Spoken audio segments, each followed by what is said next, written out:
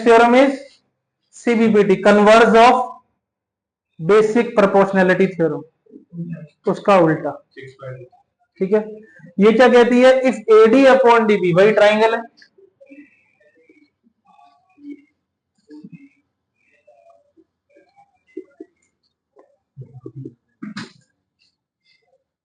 ये ट्राइंगल इसमें से लाइन पास हो रही है जो 2 पॉइंट पे कट कर रही है, डी और ई पे।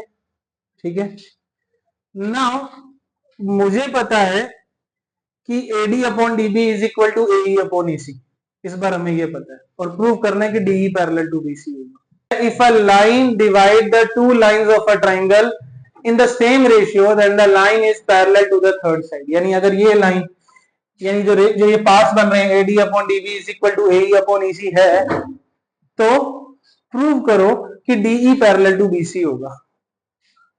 ठीक है, तो गिवन क्या है, AD upon DB is equal to AE upon EC है, और प्रूव करना है DE is parallel to BC. अब इसको हम करेंगे कॉन्ट्राडिक्शन से। ठीक है, एक असम्पशन लेके चलेंगे और उसी को ही रॉन्ग प्रूव कर देंगे।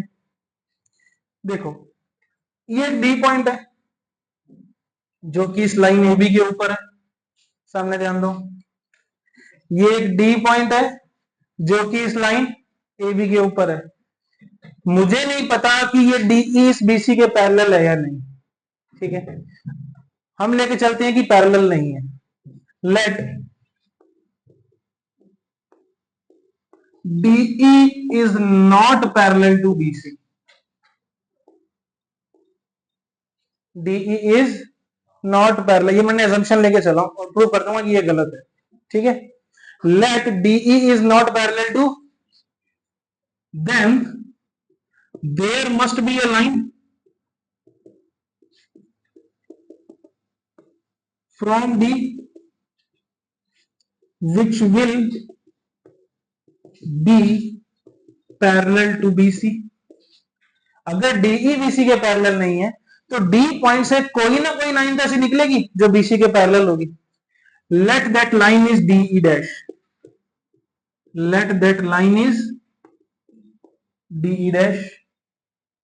ओके, तो मैंने बना दी DE डैश, ये रही, ये वो लाइन है जो BC के पैरेलल है।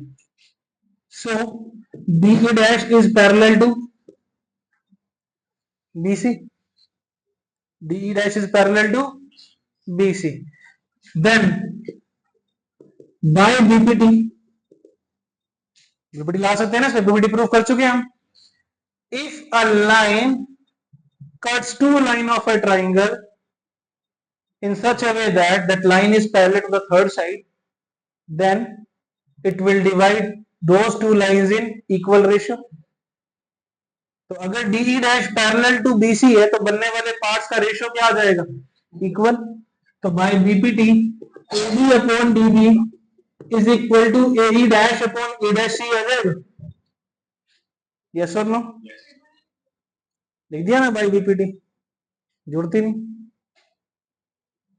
नंबर 2 और गिवन को नंबर 1 बाय 1 एंड 2 कंपेयर करो। 1 और 2 को कंपेयर किया, ये भी AD अपॉन DB के इक्वल है और ये भी AD अपॉन DB के इक्वल है, तो ये दोनों आपस में इक्वल आ गए।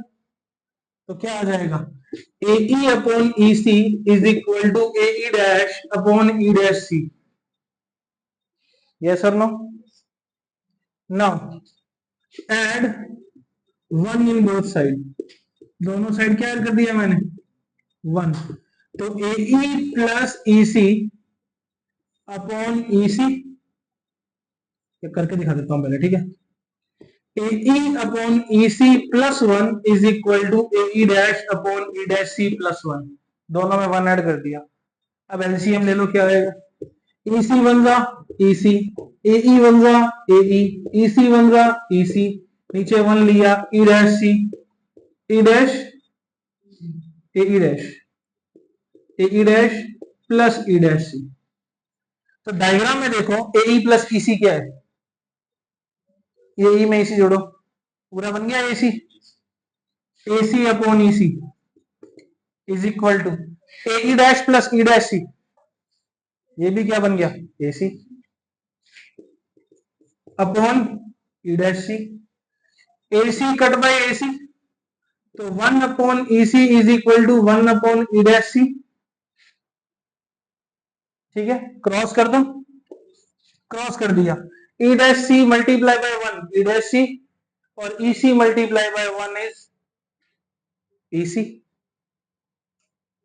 इसका मतलब distance of which means distance of point E and E dash from C is equal। हो सकता है क्या? कब हो सकता है? जब E and E dash coincide each other। दो अलग अलग पॉइंट का सेम पॉइंट से डिस्टेंस इक्वल कैसे हो सकता है?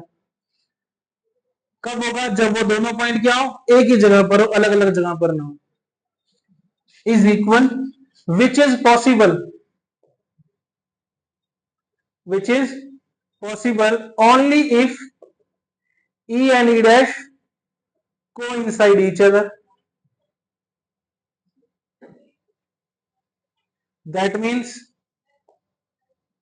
our assumption is contradict। और अगर ये E डैश के ऊपर जाएगा तो DE डैश क्या था? BC के पैरेलल था, तो DE भी क्या हो गया? Parallel to BC, hence proved. तो जब जब ये रेशियो इक्वल होंगे, ये जो लाइन बनेगी ये BC के क्या होगी? पैरेलल होगी। ये क्या है? CBPT।